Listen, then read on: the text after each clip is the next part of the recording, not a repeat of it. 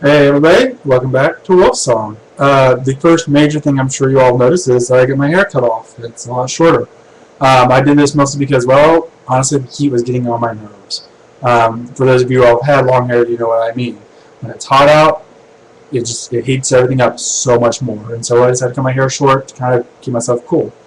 A lot's going on this week, or at least last week, and a lot's going on next week. Next week, I may or may not be able to post a particular vlog up. The reason is because I'm going to be in Virginia from Tuesday until about Friday. So I may not be able to actually put one up. It depends on the situation there. If I can, I will. If I can. If I'm able to, I'll put one up. The reason I'm going to be in Virginia is I'm visiting my girlfriend. So I'm excited about that. I'm really looking forward to that. I miss her greatly. And hope to see her soon. I'm glad I'm going to see her soon. Alright, also I got to see Harry Potter this last weekend. It was actually really good. I was really glad with it. I liked some of the changes they had to it too. So, going on to the next thing, the topic from the comments, I'm going to finish up the video game topic, finally. I believe this is actually the last little bit. I forgot about this section when I did my last vlog. Playability. How has playability changed? Well, for those of you all remember, 4 and 6. We'll go with those two right now. Final Fantasy 4 and 6. Lunar, Suikoden. All turn-based, kind of slow-paced games. Lots of grinding. If you all ever read the magazine Game Informer, they actually tackle this issue pretty well. It's pretty impressive, actually, how well they tackle this. There's something else I read recently, too, that goes in guards of all this sort of stuff. Basically, it's geared towards. There's a Cracked article. That's what it was. There's a Cracked article about how video games have changed and how our children have changed video games. And the thing is, it's geared more towards this action-paced, fast-moving thing. You don't really get as much time to think about your choices. You have to be on the spot. A lot of the video games, especially role-playing games, you kind of need a strategy guide. You need to be able to plan ahead.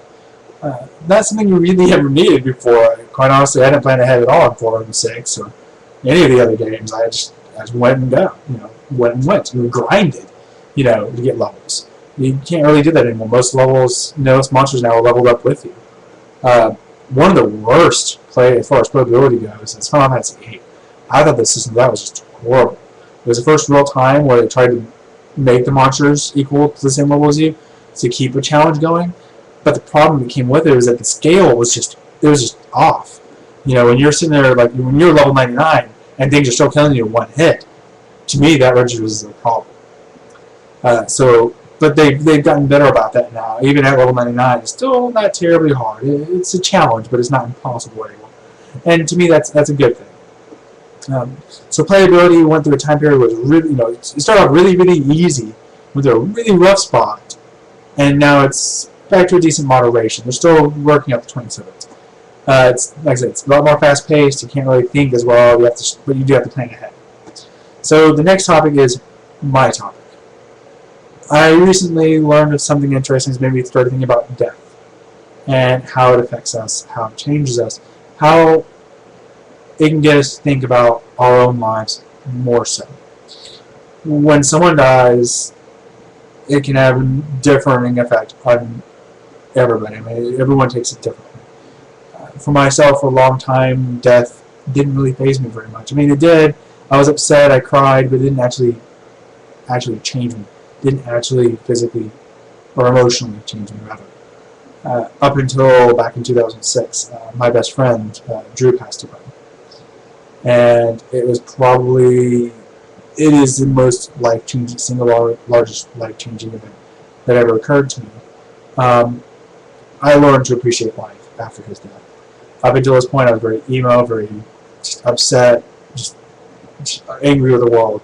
I sucked, to be quite honest. I was emo. And after he died, I was still pretty much depressed and emo, but at least I had a reason. It was about a year, maybe 2 years after he died, that I finally realized that life's worth living. It's a beautiful thing, and it's too short to be miserable. It's way too short to be miserable. It's worth living. And actually that goes into my next section, which is my answer to the question, am I happy? I am.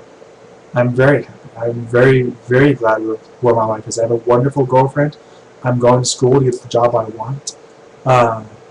It's just I'm living a good life. I have decent health, not great, but decent health.